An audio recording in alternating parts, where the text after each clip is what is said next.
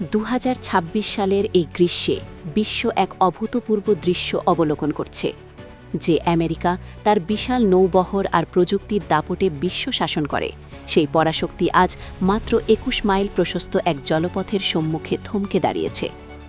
Hormuz প্রণালী বর্তমানে পেন্টাগনের জন্য এক বিশাল দুশ্চিন্তার কারণ হয়ে দাঁড়িয়েছে। এর নিয়ে দাবা খেলছে। হরমুজ প্রণালীর এক প্রান্তে ওমান এবং অন্য প্রান্তে ইরানের অবস্থান। এর সবচেয়ে সংকীর্ণ অংশটি এতটাই সরু যে দানবীয় পরিণত হয়। তেহরান খুব ভালো করেই অনুধাবন করেছে যে আধুনিক যুদ্ধের হিসাব কেবল ক্ষেপণাস্ত্র দিয়ে হয় না, সঠিক ভৌগোলিক অবস্থানে অবস্থান করাও একটি বড় শক্তি। কিন্তু কেন মার্কিন গোয়েন্দা ড্রোন আর ইসরায়েলি মিসাইল এখানে পরাস্ত হচ্ছে? উত্তরটি নিহিত রয়েছে ইরানের সুনিপুণ কৌশলে। গত ফেব্রুয়ারি থেকে হাজারো আক্রমণের পরেও তেহরানের সামরিক শক্তিকে স্তিমিত করা যায়নি, কারণ তাদের প্রতিরোধ ব্যবস্থা কোনো নির্দিষ্ট কেন্দ্রে সীমাবদ্ধ নয়, বরং তা পাহাড়ের গুহায় লুকানো অসংখ্য ঘাঁটিতে ছড়িয়ে আছে।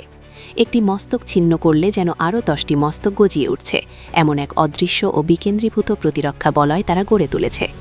বিশ্ব অর্থনীতির প্রাণশক্তি জ্বালানি তেল এখন কার্যত ইরানের হাতের মুঠোয় চলে এসেছে। ইরান প্রমাণ করে দিয়েছে যে লেবাননের যুদ্ধবিরতি হোক কিংবা আন্তর্জাতিক নিষেধাজ্ঞা শিথিল করা, যে কোনো দর কষাকষিতে হরমুজ প্রণালী তাদের তুরুপের তাস। বিশ্ববাজারকে জিম্মি করে নিজেদের রাজনৈতিক লক্ষ্য হাসিলের এমন মাস্টার স্ট্রোক আধুনিক ইতিহাসে বিরল। এদিকে ওয়াশিংটনের অন্দরমহলে তীব্র উত্তেজনা বিরাজ করছে। প্রেসিডেন্ট ট্রাম্পের সেই পরিচিত হুঙ্কার আর আস্ফালন কি তবে কোনো কাজে আসছে না? ওমান উপসাগরে ইরানি জাহাজ জব্দ কিংবা নিখোঁজ যুদ্ধবিমানের ক্রুদের নিয়ে মার্কিন প্রশাসনের অস্থিরতা আজ দিবালোকের মতো স্পষ্ট।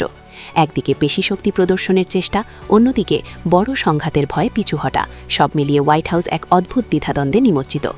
আন্তর্জাতিক সমুদ্রসীমায় অবাধ চলাচলের যে প্রচলিত আইন ছিল, তা এখন কার্যত আস্থা করে নিক্ষিপ্ত হয়েছে।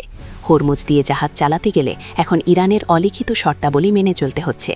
অভিযোগ উঠেছে যে নিরাপত্তার নামে বাণিজ্যিক জাহাজগুলোকে বড় অঙ্কের অর্থ প্রদান করতে হচ্ছে। অর্থাৎ ওই 21 মাইল জলপথে তেহরানই এখন শেষ কথা, এবং তারাই স্বঘোষিত ট্রাফিক পুলিশ।